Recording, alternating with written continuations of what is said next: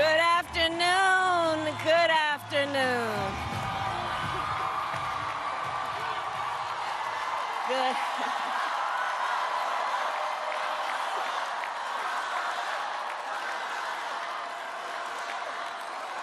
Good afternoon, everyone. Good afternoon.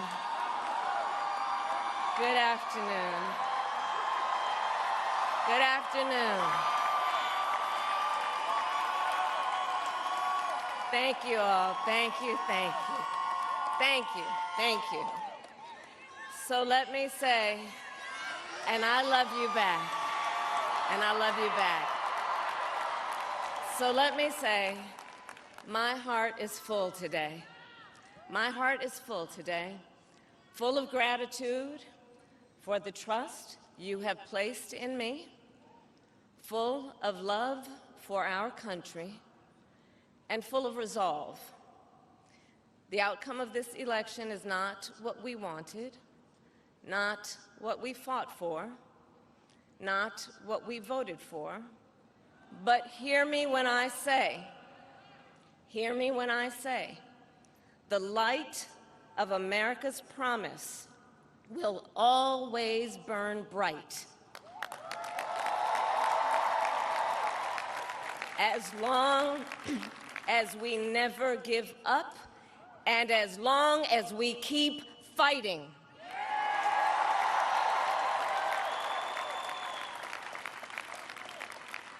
To my beloved Doug and our family, I love you so very much.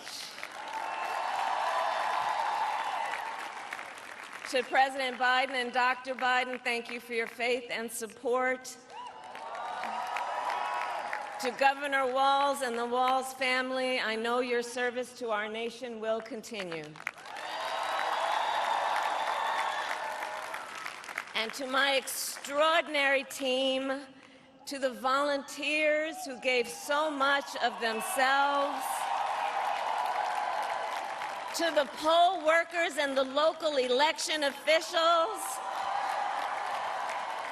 I thank you all. Look, I am so proud of the race we ran, and the way we ran it, Over the 107 days of this campaign, we have been intentional about building community and building coalitions, bringing people together from every walk of life and background, united by love of country, with enthusiasm and joy in our fight for America's future. And we did it with the knowledge that we all have so much more in common than what separates us. Now, I know folks are feeling and experiencing a range of emotions right now. I get it. But we must accept the results of this election. Earlier today, I spoke with President-elect Trump and congratulated him on his victory. I also told him that we will help him and his team with their transition, and that we will engage in a peaceful transfer of power.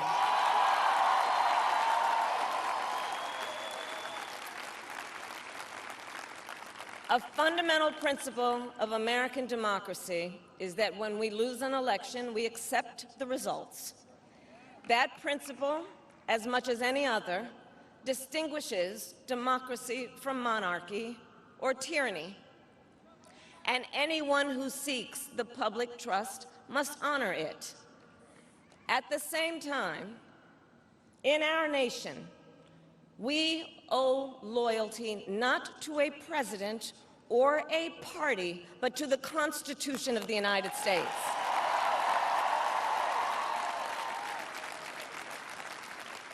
And loyalty to our conscience and to our God.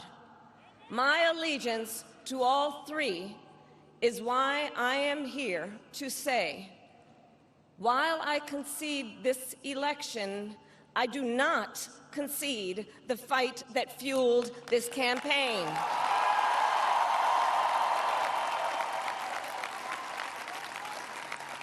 The fight The fight for freedom, for opportunity, for fairness, and the dignity of all people.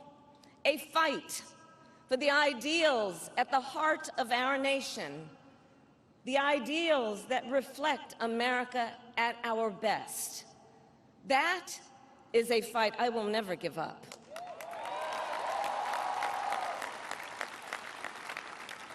I will never give up the fight for a future where Americans can pursue their dreams, ambitions, and aspirations, where the women of America have the freedom to make decisions about their own body and not have their government telling them what to do. We will never give up the fight to protect our schools and our streets from gun violence. And America, we will never give up the fight for our democracy, for the rule of law, for equal justice, and for the sacred idea that every one of us, no matter who we are or where we start out, has certain fundamental rights and freedoms that must be respected and upheld.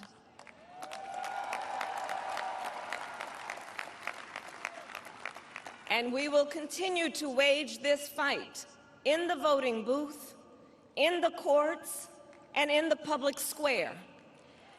And we will also wage it in quieter ways, in how we live our lives, by treating one another with kindness and respect, by looking in the face of a stranger and seeing a neighbor, by always using our strength to lift people up, to fight for the dignity that all people deserve. The fight for our freedom will take hard work, but like I always say, we like hard work. Hard work is good work. Hard work can be joyful work. And the fight for our country is always worth it. It is always worth it.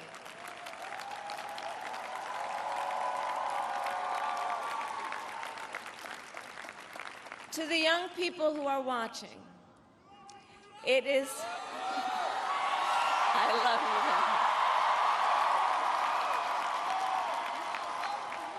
you. To the young people who are watching, it is okay to feel sad and disappointed, but please know it's going to be okay. On the campaign, I would often say, when we fight, we win. But here's the thing. Sometimes the fight takes a while. That doesn't mean we won't win. That doesn't mean we won't win. The important thing is don't ever give up. Don't ever give up. Don't ever stop trying to make the world a better place. You have power. You have power. And don't you ever listen when anyone tells you something is impossible because it has never been done before.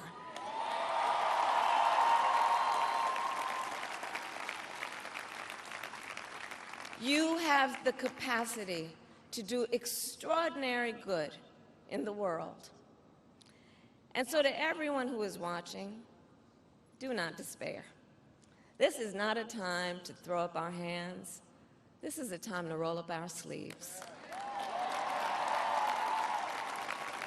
This is a time to organize, to mobilize, and to stay engaged for the sake of freedom and justice and the future that we all know we can build together. Look, many of you know I started out as a prosecutor, and throughout my career, I saw people at some of the worst times in their lives. People who had suffered great harm and great pain, and yet found within themselves the strength and the courage and the resolve to take the stand, to take a stand, to fight for justice, to fight for themselves, to fight for others. So let their courage be our inspiration.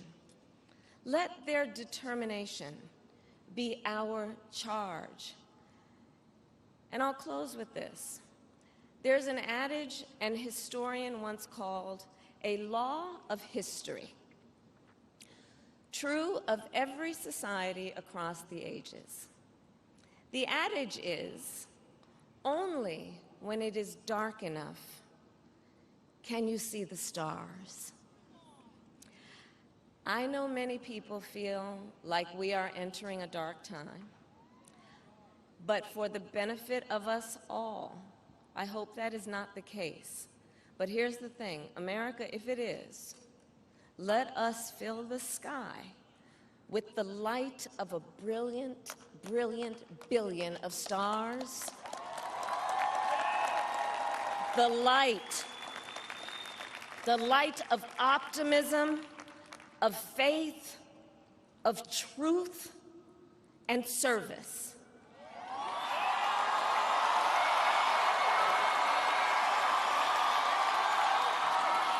HU. And may that work guide us, even in the face of setbacks, toward the extraordinary promise of the United States of America. I thank you all. May God bless you, and may God bless the United States of America. I thank you all.